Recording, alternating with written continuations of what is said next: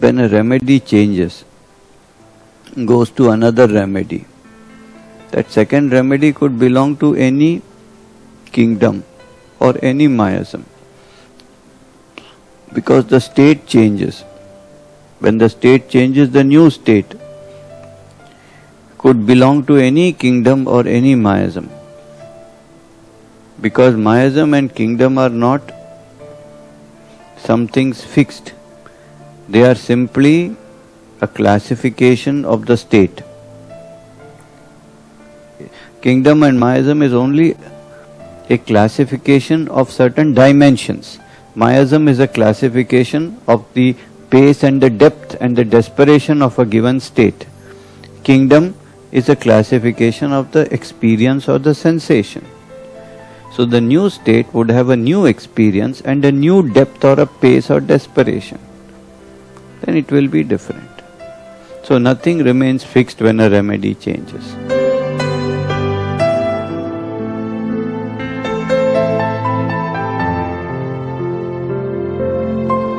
Diet is very, very important.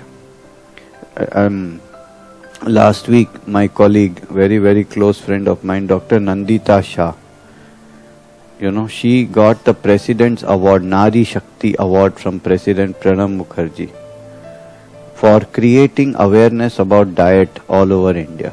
She started an organization called Sharan, S-H-A-R-A-N. You can look on the website. It is called Sharan.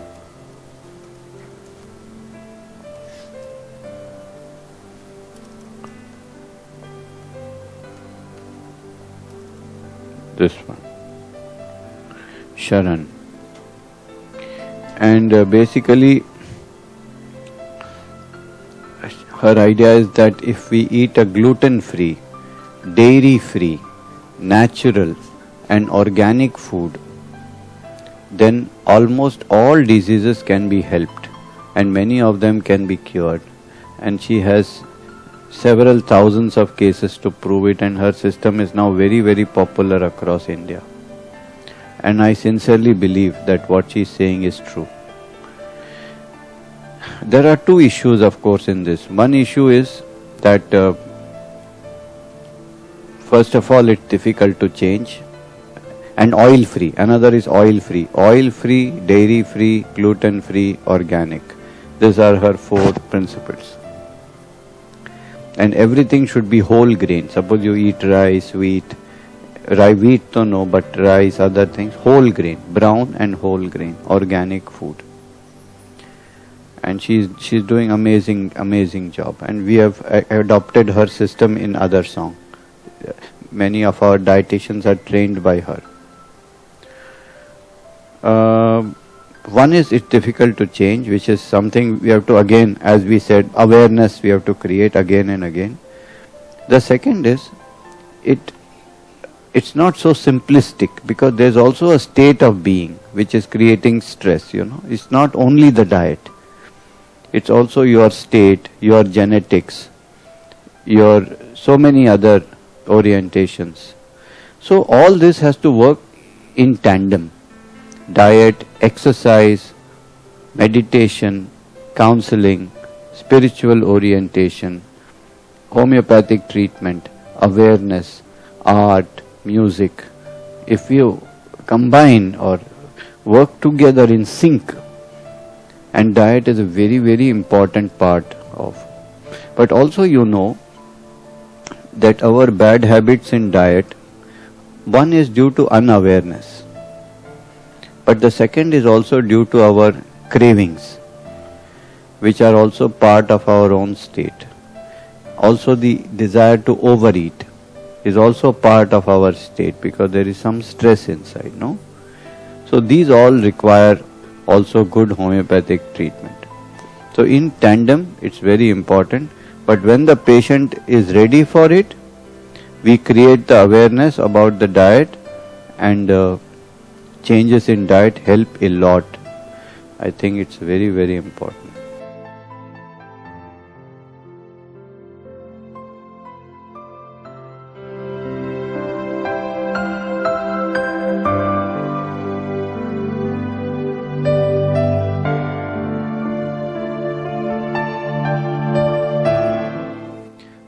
is a good question, because normally people with spiritual orientation, they speak a lot of a spiritual language, which is actually masking their real state.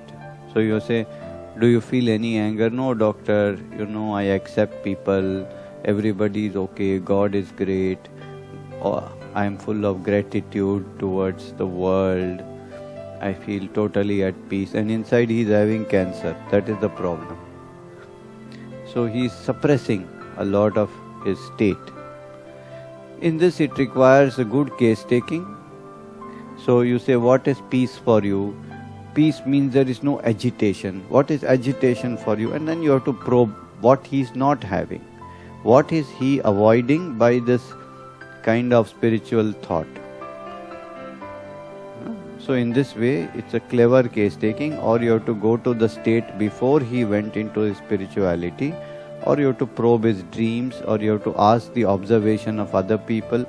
There are hundreds of ways in which you can get to his real state. And then his physical symptoms, what does it mean for him, etc., etc. For example, one spiritual guy said, my neck here it's stuck. Stuck means it cannot move. It just cannot move.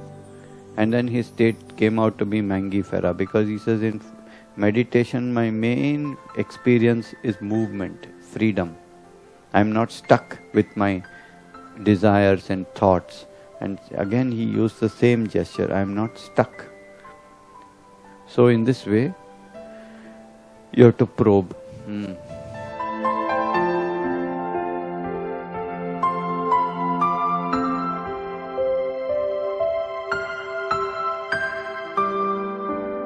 Basically, state means a certain pattern of perception and reaction.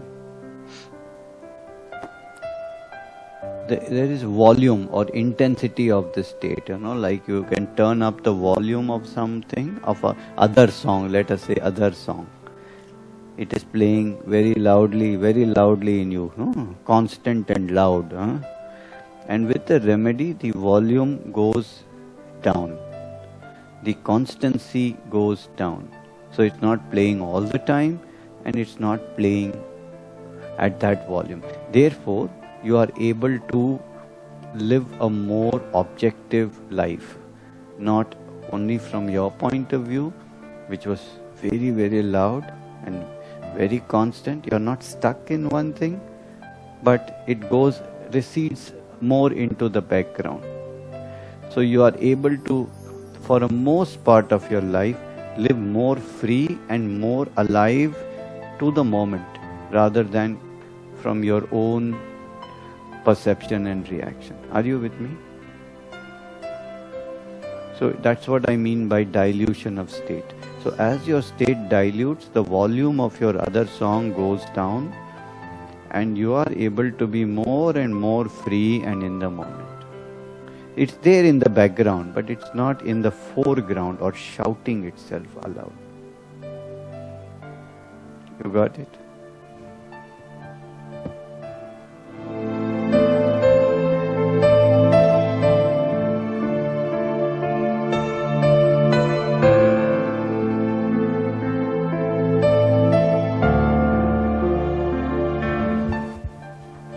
Yeah, the symptoms, in a schizophrenia, whatever symptoms of the schizophrenia were there, definitely. Talking something irrelevant, delusions, paranoia, whatever there is. To what extent has it reduced? And the expression of this in his everyday life, the attendants will tell you. Because very often in schizophrenia, the patient may able to cover up for the time being. Now she can talk very normally to you, and you'll say, what is wrong with her? Then she'll go out and come back and, doctor, there are 20 dead bodies in the lift. What should I do with them? After 1 hour of complete sense. So the attendants will tell you what's happening on a daily basis. So both, you have to see what you observe, what the patient says, what is his state of, being in reality, or depression or mania or whatever it may be, and what is the relative or attendant talking.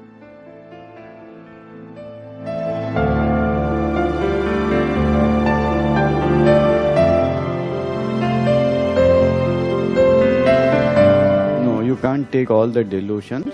Yeah. But you have to see what is the type of the person who has the delusions.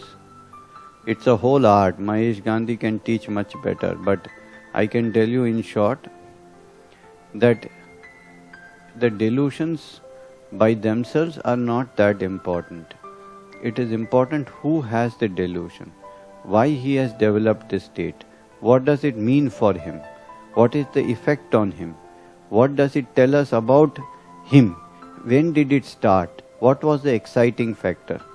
Because otherwise, in all schizophrenics you will give hyoscyamus or some such remedy, because they are suspicious, they are, whatever insane kind of behavior sometimes, whatever it is. So you will come to the same group of remedies, especially hyoscyamus or lachesis or something like that, suspicious, paranoid. But it is not the case. You have to understand who the person is. Mahesh Gandhi will say, what is his stage of development? But I would say the same thing in another words. What is it that made this person into a schizophrenic? What does it say about him? And what does the schizophrenia itself tell us?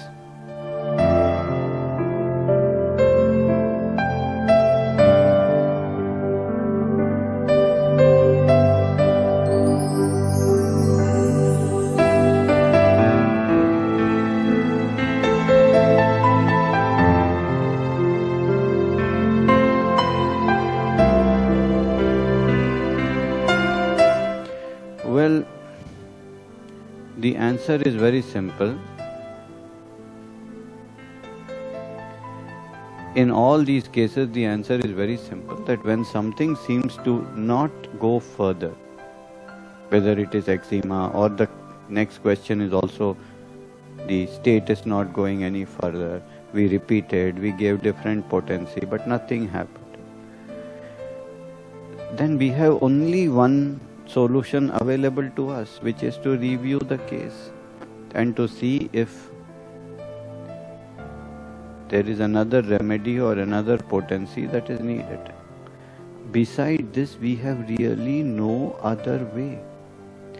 In that review, suppose you are reviewing the case, nothing happening, whatever it may be, pathologically nothing happening, this nothing happening, whatever it may be, something happened, something didn't happen. So you have to review the case and try another angle. This is very important. Don't do the same beaten path. It's not going to help you. Try another way, another angle. That is why the importance of all the approaches in homeopathy. You have pathological approach, symptomatic approach, mental approach, essence approach, delusion, dream approach, sensation approach, meditative approach, evolutionary approach. So many approaches, Boger Munninghausen approach. So in this way, try some other approach. If still it doesn't work, then refer the case to another competent homeopath and see what he or she does. Learn. This is the only solutions we have.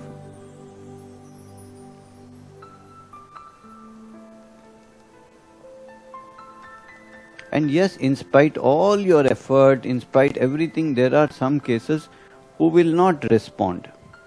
This is something you have to understand. So till the patient keeps coming to you, you have to try every possible means.